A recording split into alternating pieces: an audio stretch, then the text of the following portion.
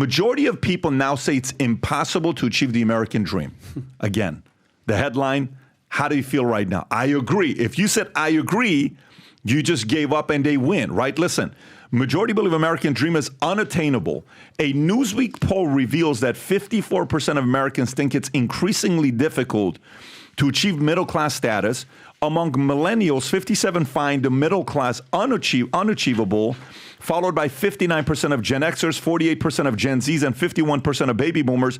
This perception is reinforced by who? Not an expert, by a TikTok user. Like Inc., who said, I cannot afford to live anywhere alone despite earning 3 times the federal minimum wage. Changing economic realities, the middle class in the U.S. have been shrinking, with Pew Research noticing a decline from 61% of households in 1971 to 51% in 2023. And Vivian, a former Wall Street Street employee known as Your Rich BFF on TikTok, highlighted that the traditional American dream is outdated, stating, we cannot use the same playbook our parents gave us to live life today. The shift toward lower-paying service jobs and automation has exacerbated this trend. Tom, your thoughts? I got a lot of thoughts on this, but I want to hear yours first. So whenever I see American Dream, I always say to people, what do you mean? What do you mean by that? You know, I feel like I'm in an episode of The Princess Bride. That word doesn't mean what you think it means, you know, inconceivable. Inconceivable. Right. So when I say American Dream, I say, what do you mean? What does that mean to you? What are you trying to achieve? Because if you automatically paint a wall in front of yourself and say, well, that's the American Dream, I can never get over the wall, that's a negative thinking. So the question is, what does that mean for you? What do you mean American Dream? What did you just talk about? Positive forward planning and optimism, you and Pat. Yep. You know what? I want to look forward and see maybe I find a 3-bedroom place to put myself in a preparation zone for being married and having a kid. That is a positive forward thought. But in the American Dream, well, I can't do the American Dream. Maybe it's, I don't know if I'm going to be able to do what my parents did, have 2 kids before they were 30 years old, me being one of them, right? Mm-hmm. And bought a house in the suburbs. Well, maybe you're not going to be able to do that. Why? The suburbs are different. The cities are different. They're being rebuilt. Housing is in a different place. So when I hear this, I say, what do you mean, what is the American Dream? It's the American Dream for you. So how do you improve yourself? How do you optimistically prepare forward? And yes, there are things like inflation that if you sit there like a frog boiled in a pot, you look around and go, oh my gosh, you know, I can't afford this. That's very true. And you should proactively evaluate the leaders you vote for and vote for the people you think are going to make it better. Meanwhile, back to you, where do you go? So when I look at the American Dream, it's what are people defining as the American Dream? If it's living like your great-grandparents did, coming home from World War II, doing this, and this, or living like your parents did in the 70s, living in the suburbs and do this, and this. No, it's going to be different. It's a different generation. It's a different time in America. So I think you have to positively set up what is your own dream and what is your vision for your career and how to find side hustles and do things that put yourself in a better position. That's what I think about it. And the American Dream, I think a lot of times is an election year ploy to get people to think negative. Oh, you'll never be able to do what my grandparents did. Very well put. Tom, I'm sorry, Adam. I have so much thoughts on this. Yeah, I have a lot of thoughts on this. Well, I'll tell you, the old American Dream is dead, straight up. But when one door closes, another door opens. The new American Dream is as alive and as vibrant as ever. It just depends on what your definition of the American Dream is. Back in the day, in the 80s, there used to be a phrase, and tell me if you're familiar with this, Tom, you probably remember this, he who dies with the most toys wins. Remember that? Where you needed it was a pop culture T-shirt. It was, it was a consumption mindset. It was a, bingo, consumption mindset. You needed conspicuous consumption, so people see what you've got. Exactly. So you needed to have the house, you needed to have the cars, you needed the picket fence, you needed the 2.2 kids, you needed to have the dog. Everything needed. You worked at the same company for 40 years. There was no turnover. Everything was the quote unquote American dream. Well, that's changed. Especially for young people, the cost of living, the math don't math anymore. So everyone has the same big 3 expenses. I've said this before: housing, transportation, and food and beverage. If you just do what everyone has always done and just have your house, have your mortgage, have your car, have your car payment, go out, eat once a week, buy lunch, food and beverage, the math doesn't add up. You will be broke. So you have to do something differently. The whole name of these games today is having financial freedom. That's all it is. Whether you want to move, whether you want to work remote, whether you want to take a job elsewhere, whether you want to get married, whether you want to have kids, that's up to you. And then that's the money side of things. The other component of things is, what's the dynamic of relationships these days? I feel like there's a lot of confusion out there with men and women. Is the future female? Do girls run the world, or does the patriarchy run the world? Which one is it? I feel like there's a lot of men out there that are confused, especially young men, as what their role is in society. Back in the day, men got value from their brawn and their muscles and being a provider and being a protector. Most men are working in an office right now. You're not protecting shit. You don't necessarily have to provide anything. A lot of women are saying, I don't need no man. I got my own bag. Okay, good luck with that. Let me know how the Chelsea Handler lifestyle works out for you. So men are confused. And then women are confused because they're like, well, should I get married and have kids? Should I work till I'm 40 and become a millionaire? How does this work? Like the whole Harrison Butker speech that he gave in front of that college was very apropos of where we're at these days. On the day these women are graduating, he's like, hey, listen, a little hot tip for you. The guys don't really care about your job. Go ahead and have some kids. People are having less kids in America. Where are you going? I'm saying American dream has changed, and you need to define what the American dream is to you. Don't let that define what you think it should be. Okay. Do you have anything to say? No, I just remember, you remember George Carlin, what he said? Yeah. He said about the American dream, he said the reason they call it the American dream is because you have to be asleep to believe it. Yeah.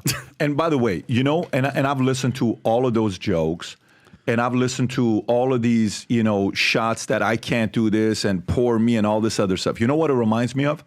It reminds me of my kids, when kids talk like that. Adults shouldn't talk like that. My kids talk like that. You know what the sentence starts off with? What's the 2 words? What's the 3 words? Give me the 3 words. Why can't I? No, it's the 3 words that kids use.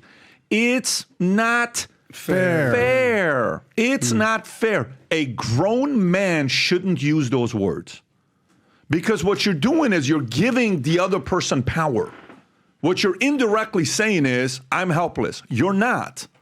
So for me, a part of this is, I'll give you the true side, that this is factual, but it's mathematical, that it's true. And then the other side is that you're choosing to accept it. One of the biggest fights I ever had with my dad is, he'll remember this. My dad and I were sitting and we're talking about marriage. And he had married my mother twice, and he had divorced my mother twice. Let me say that one more time. I told this story the other day, yesterday in New York. They're like, I've never heard that before, to the chief, investment officer, Charmaine, right? The Persian lady, really very, very smart lady, very Crazy successful, sharp. by the way. Yeah. Really sharp. I said, yeah, my mother and my father got married, boom, boom, boom, boom, boom. So it's really, yeah. I said, so he would say, let me tell you, marriage is this, and marriage is that, and woman this, and woman. I'm like, listen, do you want grandkids? Of course I want grandkids. The way you're talking to me, you will never get grandkids from me. What are you talking about? Dude, you got 3 other siblings. You got 2 brothers, Johnny and Victor. I love them. And you got a sister, Ellen. Guess what? What? None of them gave me a cousin. They all live past their 60s. How come I don't have a cousin? Guys, I got 4 uncles and aunties. I got 1 cousin. How the hell is that possible? Did you guys hear what I just said? Mm-hmm. I got 4 uncles. I got 3 uncles and I got 1 auntie. My mom's got a brother. Had 1 kid. He's the only one that had a kid. I said, you want me to give you grandkids or no? Then stop saying this kind of stuff. I don't want to hear this language. This language is constantly like, you're discouraging me from wanting to take the risk of having a family. Do you know how hard marriage is? Oh my God, it's hard. You never hear me talk about how easy marriage is. When have you ever heard me say marriage is easy? It's not easy. Being a parent, is it easy? No. Oh my God, it's tough. 10 out of 10 times I do it all over again. With the hard, with the challenging, with the sleepless nights, with all of it. It's not supposed to be easy. But I'm not going, oh my God, feel sorry for me because I'm married and I got kids and all this other stuff. That's the language of a child. And adults, we don't speak that way. By the way, all of us have. Do you know why we speak that way? Do you know why we speak that way? It's not fair. Why does the other guy get a promotion, not me? It's not fair. Why does the other guy get the right eyeballs and not me? It's not fair. Why is the other guy that get the nice, they share his YouTube channel on the cover of YouTube. How come they don't share our podcast? It's not fair. What do you mean? We all do it. Don't fall for that trap. I think we're being throttled. What's the word? Like our channel's shadow banned. We're being shadow banned and throttled. Then change the way you communicate. Maybe you're too. What's the word? Extreme, or you're too extreme, or maybe you're too. Conspiratorial? Yeah. Maybe you're too much. It's a different word I wanted to use. Like, what's that's like too exaggerating, too hyperbolic? No, it's a different word. It's a S. You're too sensational. You're too sensational, bro. Maybe tone it down a little bit. And by the way, you know when I hear professional people speak, do you know how everybody speaks when I was at Goldman? Yeah. So on this floor, what we have is this, and let me share with you why we decided to put this thing on the 12th floor, on the 11th floor. On the 41st floor, we have this. And it's like, well, what do you think? Well, because, when you think about it, here's what's going on. And you're hearing these meetings. Mm-hmm. And you're hearing, how long have you been with the company? 41 years. Wow. How long have you been with the company? 25 years. How long the goal is to be here for this many years because this, that. What kind of money does that person make? Well, she makes around 5 to 7 million. She makes 5 to 7 million, yes. Good for her. What does she do? What is he doing? What is David Solomon's salary? $31 million. Go Google it. What kind of money he's got? What do you think the stock of Goldman's worth? What do you think these guys are doing? Oh, let's start, so these guys are this. But they probably brought down the level of emotionalness and they increased the score of reasonable, making better decisions, and ended up succeeding in their lives. You don't have to sit there and agree with them politically. They made good choices. So I'm going to wrap it up here for you guys to be thinking about this part. Do you know since I got out of the Army, 21 years old, very interesting stat most people don't know about. Every year, since 21 years old, Vinny, every year, I've gone to 4 business conferences every year. Since 21 years old, 4 business conferences every year. Tony Robbins, Tom Hopkins, Inc. Conference. Every year, 4 business conferences every year. What did that do to me? You know what's the thing about every business conference you go to? What's going to be 30 to 50% of messaging? Stop making excuses. You can recreate yourself. Go read some business books. You can find a way to get better. You can choose to lead. And you're kind of like, dude, but you don't understand. My parents got through 2 divorces. Stop making excuses. I hate you. No problem. You're still going to go back to your life. Is it going to be good for you to keep hating me? Do something about your life. He's right. See, that's the thing that people have to choose. First business book I wrote, it was called 25 Laws for Doing the Impossible. It was 3 steps. Recreate yourself. Step number 1, it's 10 keys. Number 2, identify your cause. What's the cause you want to, what's the sword people say you want to? Plant your flag. Plant your flag. Yeah, what is your cause? I identify my cause. Boom. Last one. Go make history. And law number 25, make a bold move. What's a bold move? I'm going to move to such and such. I'm going to stop doing this. You going to stop doing that? I am. There's no way you could do that. Watch me. I went 17 months without sex at 24 years old. My friends are like, you're out of your mind. I'm like, don't invite me to clubs. I'm done. There's no way you can pull it off. You'll never pull it off. I did all the distractions, late night calls, arguments with girls and all this, calling Maria another name. It's like, oh shit, I'm sorry. I thought I was talking to my cousin. No, you're not talking to your cousin. You know how many times you screw up mistakes like that? You know how annoying that is? Get on the phone for 30 minutes while you're at work trying to explain to her why you messed up her name. You can't use autocorrect. Back in the days, Nextel didn't have autocorrect. So you have to, you really call me Maria. I'm sorry. Or you say, no, it's my cousin Maria. Introduce me to your cousin Maria. You don't have a Maria cousin. Now you have a problem. You're dealing with this, Vinny. I've been there. Life is hard, Now, man. you're out there trying to recruit for a Maria out there. Anybody know Maria? Can you just act as my cousin? Yeah, cousin from which side? Uncle's side. I heard none of your uncles have a kid. You just told me that nobody had... You're a liar. You're screwed. You're screwed where you're at, right? This Maria person I've been looking for 25 years. Although Adam would be a good Maria. Well, there you go. Tom had to do that. He's been waiting to do this for a while. But you know what's the moral of the story? Here's all I'm saying to you. Get the stats. Rob, can you pull up compound interest if you invest $100,000 between 0, 6, 12%? Can you just pull this up? Here's the most basic thing I show that, you look at this and you're like, oh, shit, that does kind of make sense. Pull up compound interest, 6 and 12%, whatever. Put 6 and 12%. And go to images. This is how life works, folks, okay? Go right there to the second one. Actually, you know what? Let me see what the first one looks like. You had to zoom in a little bit. If it's that one, we'll use this one. No, not this one. Go to because I wanted to compare with others. Zoom in a little bit to see if shows. Yeah, so what I want is I wanted comparing the difference between 6% to 12%. Comparing is what I wanted to do. Just put the all the way to the right, top right. What is that one? The colors. Zoom in. Does it show interest rates? Compound interest? No. So did you Try use that middle one with the orange graph, Rob? No, it's not the one. Okay, let me use this because this is the point to make here. Compare return 6% to 12%, $100,000. Okay, See if this comes up. Because the biggest factor when you see this, here's what you'll notice when you compare these. What you'll notice is after the first 12 years, you don't see a sudden change. It's the same amount of money. Okay, is this the one? Well, there you go. It stacks it all right up. Move it over a little bit more. Okay, look at that. Look at that right there. If you invest, what is it, $1,000 investment? At year 10, what difference do you notice between 2%, 4%, 6%, 7%, Nothing. 8%, 9%? Zero. What do you notice at year 20? Skyrockets when you... What do you notice at year 30? You're not even in the same league. Yeah. Okay, you're not even in the same league. Here's why, folks. The reason for it is if I'm obsessed with improving myself and reading books at a pace of 36 a year, you read 2 books a year and you're consuming a bunch of bullshit content all year long, then I'm reading good books, you're reading romance novels. I'm around people that have big plans. You're not around people that have big plans. You're around gamblers and alcoholics and party guys and chasing skirts. You could be way ahead of me at 22 years old, and you got the fanciest degree from USC, and I got nothing. We're not in the same world by 32. By 42, we don't even know the same people. It's game over. It's a very different thing. If you think long term, the reason why the rich keep getting richer and the poor keep getting poor is because of compound interest. They're making 12% on their money. You're making 1%. You can never compete with them.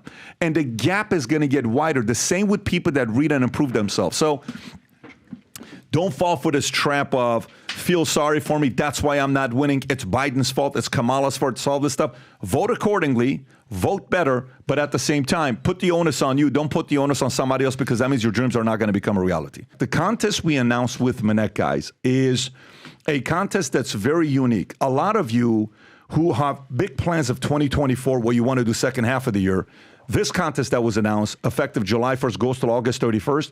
The winners of this contest will have a chance to meet Dwayne Johnson and also be invited to be on stage, recognized in front of nearly 10,000 people, where people are going to see you on stage, 10,000 people, your face with your Minnect handle for people to be close to you. This is an opportunity for you to network with thousands of people, of them directly knowing who you are. And the way to compete for this is either you're an expert and people ask you questions, or either you compete as a user asking others questions. Right now, in the lightweight category, the leader right now is Bryce Mitchell, UFC fighter. Number 2 is Caleb Altmaier, which Caleb is a pastor, I believe, out of Washington or Portland's got a big mission. He buys strip clubs and builds it into facilities to create rehabs for dancers, which is very interesting. What he's doing. Yeah, for trafficking, yes. And then you have Jose Alveranga, who is third place for lightweight. Rob, if you can zoom in a little bit. Middleweight, we have right now, as the ranking goes, Samuel Riley, then we have Matten Hakkar, and then we have Aaron Borgman at third place. Heavyweight, we have Dennis Panev, then it's Candace Owens, then Dr. Calvin Ing. Home team, Vinny crushing it as usual. And then you have new users, signups. Mark Cook, first place, then it's Ronald Silsky, and then Russell Morgan, and existing users, Shaw, Matthew, user 0, have asked the most questions. If you haven't yet started participating in this, we had a client reach out to me the other day, ended up being a $100 million client business for somebody I refer to. There are people asking questions about homeschooling, parenting, kids, marriage, finance, preparing for an interview, many business questions, day-to-day questions, political questions. When in the election season, have you ever seen a season where you can go ask some of the biggest influencers in politics, what do you think about it, Cuomo? What do you think about it, Candace? What do you think about it, Tulsi? And they respond back to you. Never in the history of America have we had a time like this that you can actually be able to communicate with some of the biggest influencers on the left, right, and the center and says, what are your thoughts on this? To be able to make better decisions for your family. The QR code at the top is right there. Download the QR code. And if you got any questions here for the folks on the panel, Rob, if you want to pull up the Minnect handle for the 4 folks we have here, any one of these, you can ask me, Vinny, Adam, or Tom any questions that you have. So if you like this clip and you want to watch another one, click right here. And if you want to watch the entire podcast, click right here.